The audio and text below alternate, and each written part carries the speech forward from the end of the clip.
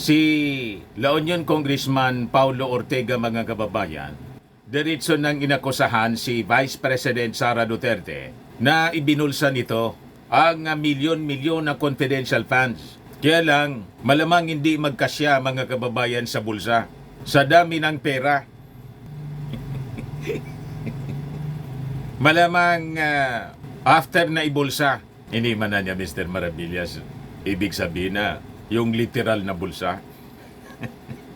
Ang ibigaan niyang sabihin, tinangay.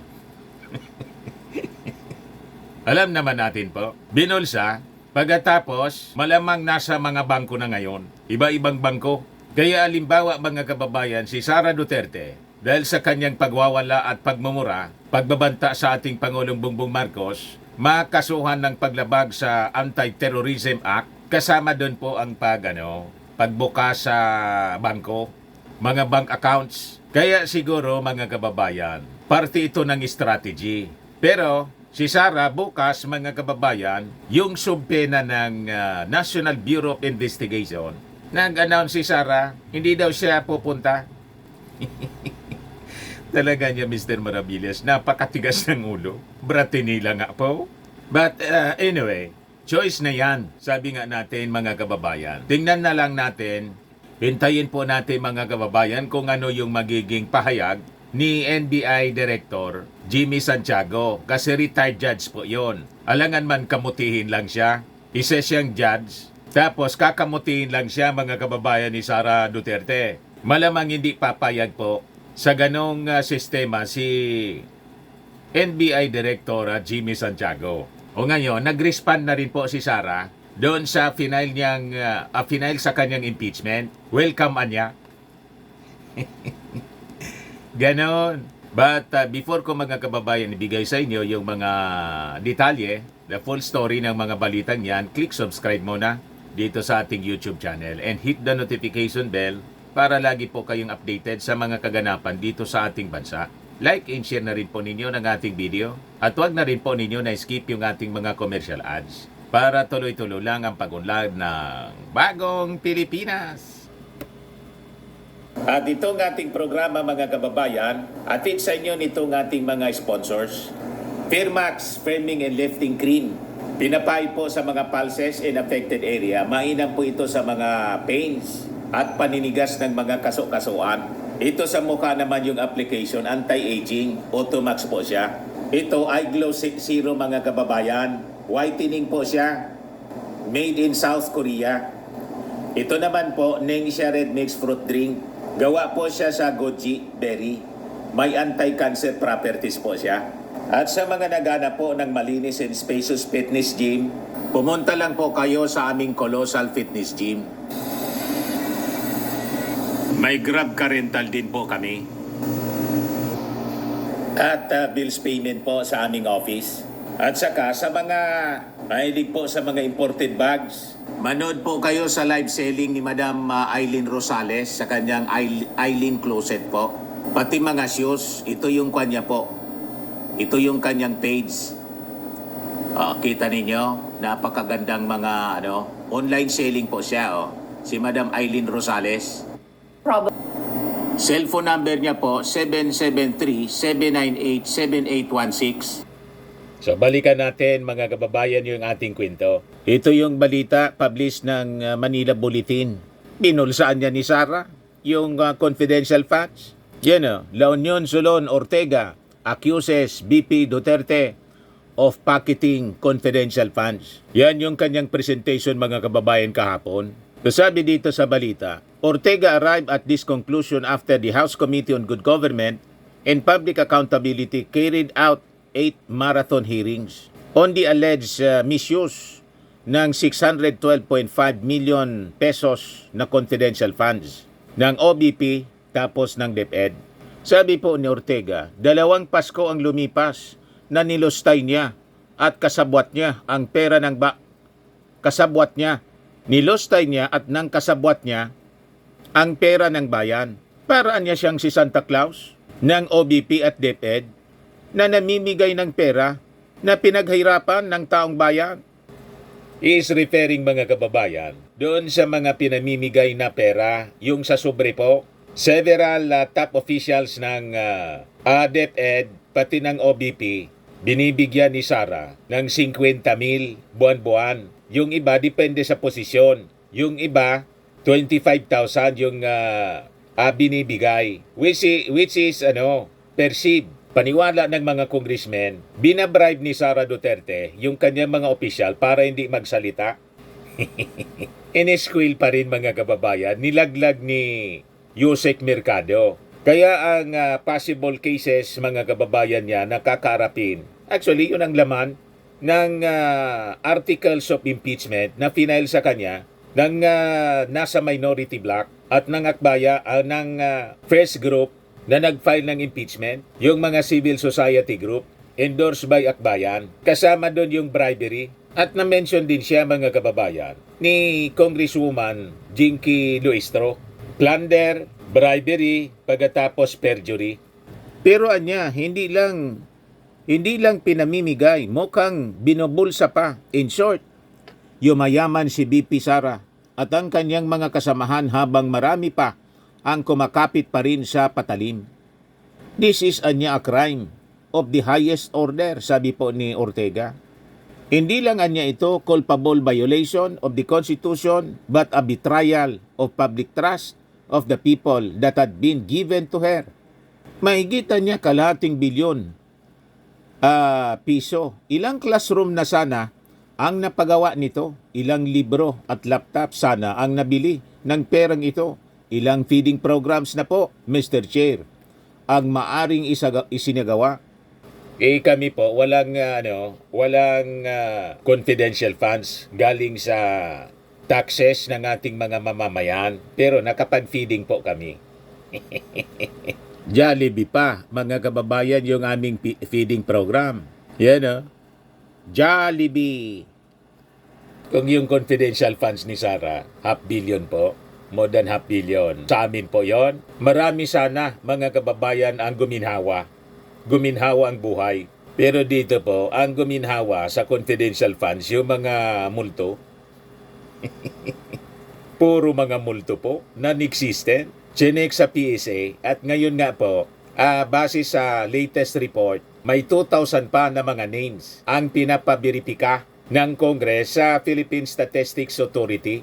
Yan po, cross-check pa more, nearly 2,000 names linked to confidential funds issue submitted to PSA.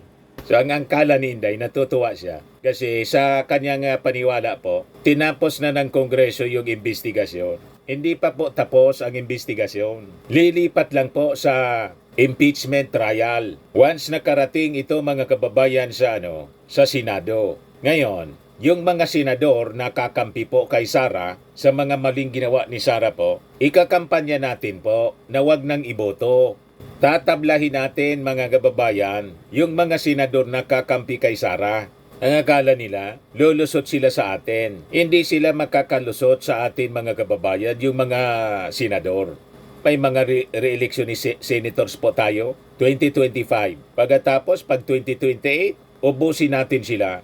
Tama pa? Para hindi po makapang-abuso itong mga officials natin. Isushoot natin sila, and that is, our democratic rights. The right to suffrage, mga kababayan. Kaya, kung wala tayong magagawa na makontrol, wala sa kontrol natin yung isipan ng mga senador. Ang nasa kontrol natin, yung balota po.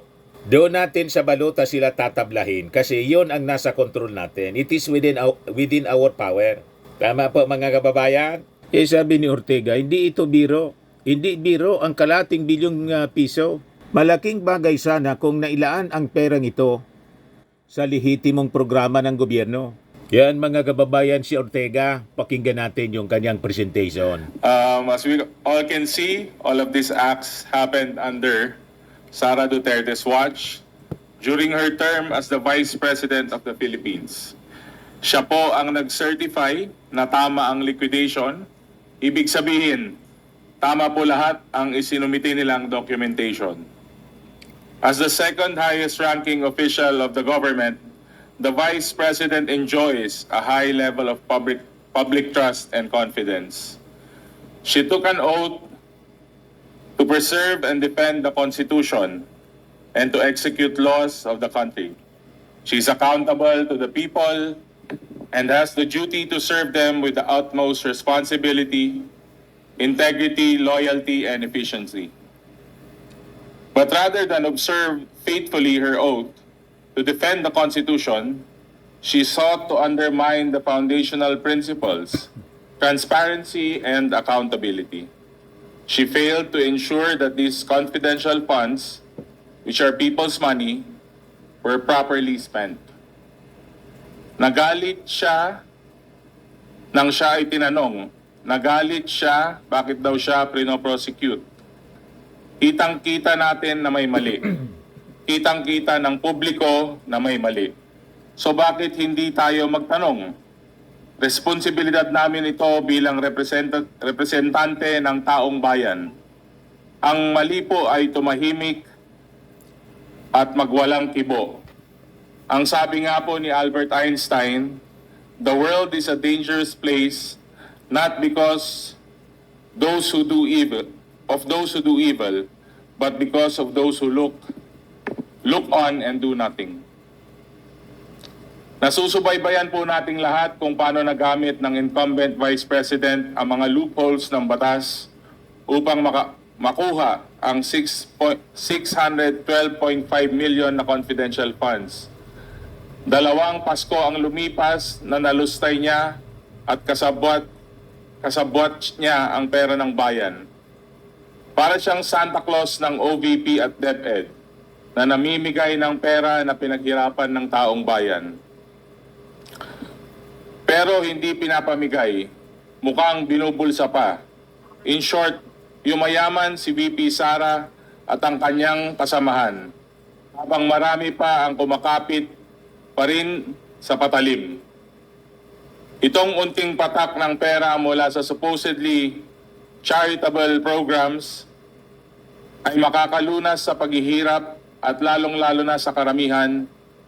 Pwede na rin sana itong pangtulong at kung hindi sana niya binulsa. This is a crime of the highest order. This is not only a culpable violation of the Constitution, but a betrayal of the trust of the people that had been given to her. Mahigit kalahating bilyong piso. Ilang classroom na sana ang napagawa nito, ilang libro na at laptop sana ang nabili at nagamit ng perang ito. Ilang feeding programs na po, Mr. Chair, ang maaring isinagawa. Hindi ito biro. Hindi biro ang kalahating bilyong piso. Sa laking bagay sana kung nilaan ang perang ito sa lehitimong programa ng gobyerno. Maraming estudyante at mga guro sa pampublikong paaralan ang nagsisiksikan sa masikip at mainit na classrooms. Maaring estudyante ang naglalakad ng ilang kilometro araw-araw at tinitiis ang init ng araw. Yung iba, kailangan tumawid ng ilog para makapasok sa eskwelahan. At ang ating mga guro nagpapatuloy sa pagturo sa kabila ng kakulangan ng resources. Madalas, kailangang umutang para matustusan ang pangangailangan ng kanilang pamilya. Dahil kulang ang sweldo, isa sila sa pinagkaitan ng kalahating bilyong piso. Ang bawat mamamayang Pilipino ay ninakawan ng mahigit kalahating bilyong piso, Mr. Chair. It cannot be ignored that the inquiry conducted by this committee gained so much traction from the public. Sinubaybayan po tayo ng taong bayan, especially as the committee continued to uncover anomalies in the disbursement and liquidation of the confidential funds of the OVP and DepEd. Last week, 2 complaint for impeachment po ang inihain sa Kamara by various groups and various sectors calling for the impeachment of the incumbent Vice President Sara Duterte. In both complaints, the incumbent Vice President Sara Duterte was charged with misuse of 612 million in confidential funds as discovered by this committee. The misuse allegedly amounted to a betrayal of public trust, culpable violation of the Constitution, graft and corruption, and all grounds for impeachment of a sitting Vice President under the 1987 Constitution. Nung simulan po namin ang inquiry na ito, tulad nyo, hindi po namin inaakala na ganito ang matutuklasan namin. Aayusin po namin ang mga batas na natuklasan ding maraming butas. Kaya may nakakalusot. Habang tinatalakay po namin ang usaping ito, marami ang nasaktan. Marami ang nagsabi kami ay nanggigipit. Hindi po. Ginawa po namin ang aming trabaho. Mahirap? Oo, dahil this is about a very popular Vice President. There is the greater duty of ensuring public accountability and transparency. So let the chips fall where they may. Maraming salamat po, Mr. Chair. Thank you, Congressman Paulo Ortega ng La Union. Thank you, Mr. Chair. So ngayon, si Sara Duterte, mga kababayan, sabi dito unfaced. Welcome anya yung mga kaso ninyo. Yan na impeachment case ninyo. Welcome. Sabi ni Sara Duterte po. Di wow. Sabi po niya, well, mabuti na rin yun na mayroong impeachment cases para kung ano man yung mga akusasyon nila ay maayos na nating masagot. Maayos? Sa committee level pa nga lang, dito sa Committee on Good Government, hindi mo maayos na masagot, iwas pusit. Lalo na po during the impeachment trial. Di ba? Pero ayan natin na magyabang mga kababayan si Sara Duterte. Sabi niya, and mas mabuti na rin may impeachment dahil doon sa impeachment, ako lang yung hinahabol ng mga members of the House of Representatives. Hindi nila tiniterrorize yung mga kasamahan ko sa Office of the Vice President. Ang term niya, terrorism, tiniterrorize. Kayo po ang malamang masampaan ng kasong paglabag sa anti-terror law dahil sa pagbabanta ninyo sa ating Pangulong Bongbong, kay First Lady, saka kay Martin Romualdez. Ngayon, binabaliktad mo. Hindi tiniterrorize yung mga tauhan mo. Kumbaga, natiterrorize sila dahil ayaw silang magsalita. Takot kasi sa'yo. Pero, booking pa rin yung mga tinatago po ninyo. Ito na nga po, naglitawan yung mga multo. Multong beneficiaries. Bogos. Sabi ni Sara, kasi noon, kada linggo sila nababalisa, anxious, parang tormented. Yung iba sa kanila takot para sa buhay nila. Ang ginamit na mga words, we're scared for our lives. Why are we being treated like convicts and fugitives? We're government workers, so it's a welcome relief na hindi na sila ipapatawag sa hearing sa Congress. Palabo po na yung takot nila ay galing sa Congress. Ang may motibo na manakot, siyempre yung ilalaglag ng mga tao mo. Di ba? Kaya malabo po ng pagbabanta, kung may pagbabanta man po sa buhay ng mga witnesses o resource persons po, ay galing sa Congress. Walang ganon. At hindi man po mahilig ang Congress na magbanta. May alam kami na mahilig magbanta. Una, binantaan na ipahukay yung bangkay ng dating Pangulong Ferdinand Idralin Marcos. Pangalawa, gustong ini-imagine na tanggalan ng ulo yung ating Pangulo. At saka, pangatlo na yung talagang direktang binantaan. No joke talaga, sabi niya. May kinontrata pa na assassin. Ayun po, ang alam naming mahilig magbanta. Pero yung Congress po, wala man po. Wala kaming narinig na pagbabanta. Kumbaga, yung contempt po, hindi man po yung pagbabanta. That is part of legal actions, legal powers inherent to Congress. Sa kanilang investigasyon po. Kaya malabo po yung sinasabi ninyong pagbabantang i-contempt. Hindi man po yun banta. Walang banta na ganon. Banta sa buhay. And in fact, before na kino-contempt ng mga congressmen, yung mga opisyal po ninyo, dumaan sa tamang proseso po. Kaya lang, dinisrespect nila. At malamang sa malamang dahil sa utos po ninyo, dinisrespect nila yung congressional investigation. Many times, inisnab nila yung invitation. When asked for a message to those who filed the complaints, sabi po ni Sara, ay nako, wala akong message. Wala akong message sa mga tao na nag-file ng impeachment case sa akin. They can always try. Pero sabi ko nga, sa lahat ng plano ng tao, Diyos pa rin ang plano.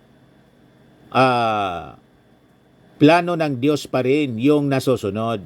So, man can only plan, but it always God's purpose that shall prevail. Malamang yun nga po ang mangingibabaw. At ang mangingibabaw, ang hustisya.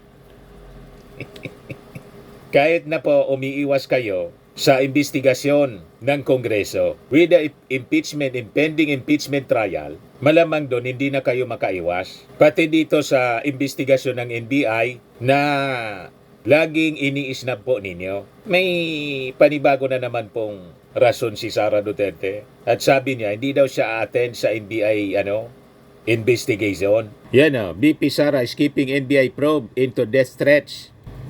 Yung schedule po bukas na Wednesday. May palusot na naman po. Sa pagkakaintindi ko, sa explanation ng mga abogado ko, sa investigation ng NBI ay pwede namang hindi pumunta. Yun ang explanation nila dahil pwede naman daw na mag-submit na lang ng sulat or affidavit depende sa aking desisyon or position paper. So hindi na rin ako makapunta, sabi po ni Sara. Nang tanungin kung bakit hindi siya makaka-attend, nirason na naman po yung activities niya sa Office of the Vice President. May Thanksgiving daw sila. Thanksgiving activities as well as wake. May lamay daw siya sa Davao City. Meron kaming Thanksgiving activities sa December 11.